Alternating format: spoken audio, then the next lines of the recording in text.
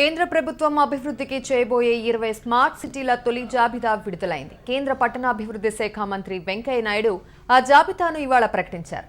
అయితే ఆ జాబితాలో ఏపీ నుంచి కాకినాడ, విశాఖ నగరాలు చోటు దక్కించుకోగా తెలంగాణ నుంచి ఒక్క నగరానికి కూడా అందులో స్థానం దక్కలేదు. A brief account of the outcome of these 20 smart city proposals. A total investment of 50,802 crores has been proposed in these cities and towns during the 5-year period from the centre. Of this, 38,693 crores will be spent on area development and rupees 12,109 crore on a total of 56 pan-city solutions. Of these 20 cities, 18 have come forward with retrofitting proposals and one city with both retrofitting and redevelopment, and one more city will only take up redevelopment. So retrofitting, redevelopment and only redevelopment. These are the three methods that are chosen. In all, a total area of 26,735 acres will be taken up for improvements in these 20 cities, including redevelopment of 425 acres. Under retrofitting, infrastructure and other deficiencies will be holistically addressed in identified areas.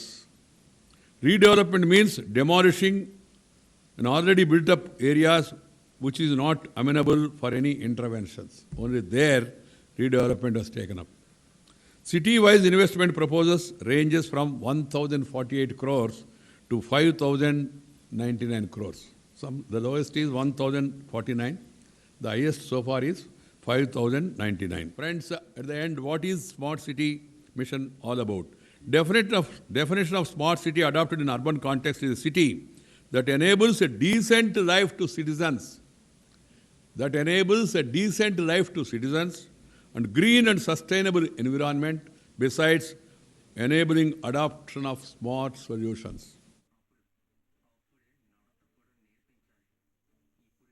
ఏ రాష్ట్రాలైతే 20 తర్వాత మొదలయ్యాయో వాటికి ఒక అవకాశం ఇచ్చి వాళ్లను April లోపల ఆ నగరాల యొక్క ప్రణాళికలను మెరుగుపరిచి సంసిద్ధతగా తయారైతే వాళ్ళ విషయం కూడా పరిశీలించవచ్చు.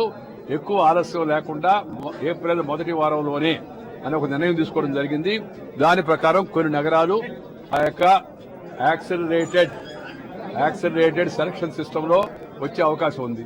ఎలాగూ కాని వాళ్లకు తెలంగాణ గాని, ఆంధ్రప్రదేశ్ గాని, తమిళనాడు గాని, కేరళ గాని భాషను బట్టి, వేషాన్ని బట్టి ఇక్కడ ఏమి నిర్ణయించలేదు. ఏ నగరాలు దానికి ఎంపిక అయ్యాయో ఆ నగరాలు ఇందాక ఆ నగరాల యొక్క పనితీరును బట్టి, ఆ నగరాల యొక్క సంసిద్ధతను బట్టి ఆ ఎక్స్పర్ట్ కమిటీ నిర్ణయించింది. స్మార్ట్ సిటీల తొలి జాబితాలో ఆంధ్రప్రదేశ్ ప్రధాన నగరాలు విశాఖపట్నం, కాకినాడలకు స్థానం దక్కింది. 20 నగరాల పేర్లలో కూడినటువంటి స్మార్ట్ సిటీల తొలి జాబితాను కేంద్ర పట్టణాభివృద్ధి శాఖ మంత్రి వెంకయ్య నాయుడు విడుదల చేశారు. ఈ సందర్భంగా ఆయన స్మార్ట్ సిటీల ఎంపికలో పారదర్శక విధానం పాటించామన్నారు. ఆకర్షణీయ నగరాల కోసం 3 లక్షల కోట్లు కేటాయించినట్లు తెలిపారు. ఆకర్షణీయ నగరాలతో జీవన ప్రమాణాలు మెరుగవుతాయని అన్నారు. దేశంలో 20 స్మార్ట్ సిటీస్ ప్రకటిస్తే తెలంగాణలో ఒకటి లేదు. అదే ఆంధ్రలో 2 ఉన్నాయి. ఆంధ్రలో ఏమున్నాయి? కాకినాడ, విశాఖపట్నంలో. తెలంగాణ మాత్రం కాకెత్తుకపోయింది. ఇక దీనికి ఏం సమాధానం చెప్తారో వెంకయ్యనాయుడు గారు చెప్పారా? ఒకటి. ఇంకోటి ఏంటంటే దేనికైనా సరే ఒక హద్దు ఉండాలండి. కేంద్రం వివరించే తీరు కొన్ని సందర్భాలలో తెలంగాణ ప్రజలకు హత్య చేస్తూ ఉంది. ప్రపంచ బ్యాంకు ఎంపిక చేసిందని ఒక ఆర్టికల్ ప్రచారం చేసి పెట్టుబడులు పెట్టడానికి అనుకూలం అని చెప్పి జార్ఖండ్, ఛత్తీస్గఢ్ కూడా ప్రకటించింది కానీ తెలంగాణ ప్రకటించదు. దీన్నేమనుకోండి. ఇదే విషయంపై మరింత సమాచారం మా రిపోర్టర్ సురేష్ ఢిల్లీ నుంచి లైవ్ లో అందిస్తారు. సురేష్, మొత్తానికి కేంద్రం స్మార్ట్ సిటీల తొలి జాబితాను విడుదల చేసింది. అయితే విశాఖ, ఆంధ్రప్రదేశ్ లెక్కను చూస్తే విశాఖ, కాకినాడ చోటు దక్కించుకోక తెలంగాణ మాత్రం మొండి చేయి కనపడినట్టు తెలుస్తోంది. దీనికి ప్రధాన కారణాలు ఏ విధంగా ఉన్నాయి? కేంద్రం దీనిపై ఎటువంటి స్పష్టత ఇచ్చే అవకాశాలు ఉన్నాయి? ప్రియదర్శిని, దీనికి సంబంధించి వెంకయ్యనాయుడు ఇప్పటికే స్పష్టత క్లారిఫికేషన్ కూడా ఇచ్చున్నారు. ఎందుకంటే వారణాసి అనేది ప్రధాని స్వయంగా ప్రాతినిధ్యం వహిస్తున్న కాన్స్టిట్యున్సీ, అదేవిధంగా ఆయన కాన్స్టిట్యున్సీకి సంబంధించిన ప్రధానమైన పట్టణం వారణాసి. అటువంటిది ఈ వారణాసి అనేది తొలి 20 జాబితాలలో చోటు దక్కించుకోలేదు. దానికి ప్రధాన కారణం వచ్చేసి మోడీ వైఫల్యమో లేకపోతే ఇంకొకటి అనేది కాదు. స్థానికంగా ఉండే ప్రభుత్వాలు, అక్కడున్న పరిస్థితులు, వీటన్నిటిని కూడా ఆధారంగా చేసుకుని స్మార్ట్ సిటీల ఎంపిక అనేది కూడా చేశాము. ఒక స్వతంత్ర కమిటీ ద్వారా ఎంపిక అనేది కూడా జరిగిందని చెప్పేసి కూడా చెప్తున్నారు. అయితే ఆ కమిటీ అనేది ఏదైతే 15 అంశాలను పొందుపరిచిందో, ఆ 15 అంశాలలో ఏ సిటీలు అయితే ముందు స్థానంలో ఎక్కువ మార్కులు సాధిస్తాయో వాటికి మేము అవకాశం కల్పించడం కూడా జరిగింది. దానిలో భాగంగానే విశాఖపట్నం 8వ స్థానము, అదేవిధంగా కాకినాడ 14వ స్థానంలో నిలిచాయి.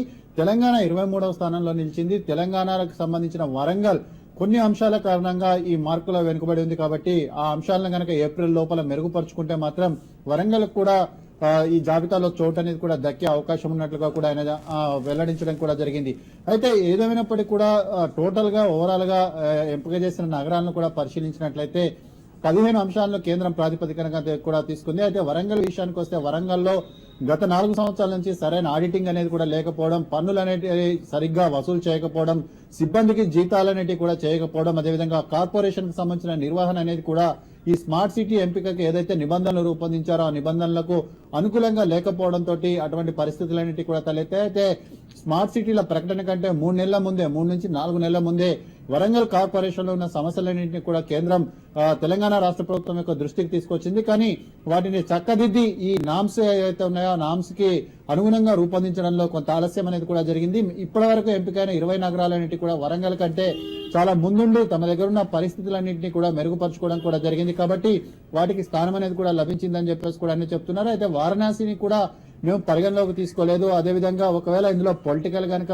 చూసినట్లయితే వారణాసిని ఎంపిక చేయాల్సి ఉంటుంది. కానీ వారణాసిని మేము ఎంపిక చేయలేదు. ఎక్కడా కూడా మేము రాజకీయాలకు ప్రాధాన్యత అనేది కూడా ఇవ్వలేదు. పూర్తిగా పారదర్శకతను పాటించామని చెప్పేసి కూడా వెంకయ్యనాయుడు కూడా చెప్తున్నారు. అదేవిధంగా తిరుపతి విషయానికి వస్తే తిరుపతికిను కాకినాడకి మధ్య, రెండింటికి మధ్య కాంపిటీషన్ అనేది కూడా నడిచినప్పటికీ కూడా ఈ స్మార్ట్ సిటీ కోసం రూపొందించిన నిబంధనలు ఏవైతే ఉన్నాయో 15 నిబంధనలలో తిరుపతి అనేది కూడా ముందుంది మొన్నటి వరకు. కానీ కాకినాడ తమ దగ్గర ఉన్న లోపాలన్నింటినీ కూడా సవరించుకోవడంతో తిరుపతి కంటే ఎక్కువ మార్కులను సాధించి 14వ స్థానంలో నిలిచింది.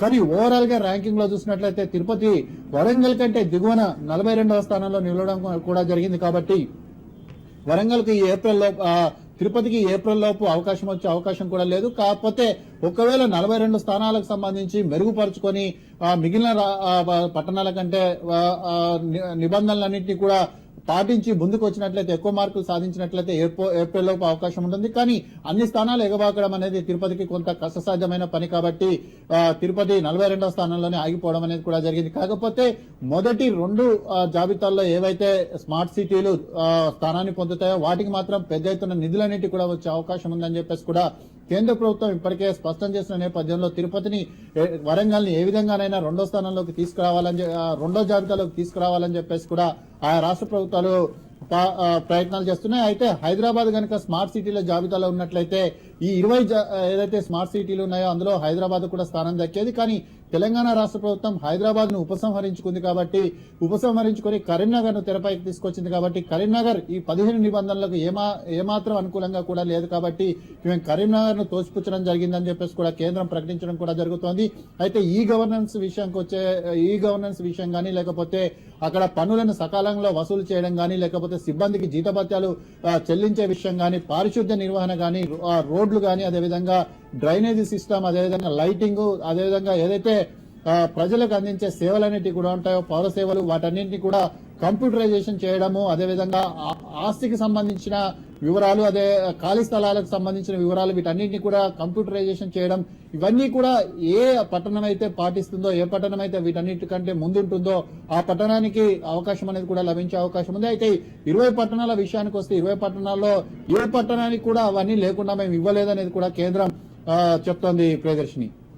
Right సరేష్, thank you. Prime time news లో ఇప్పుడు ఒక షార్ట్ బ్రేక్ తీసుకున్నాం.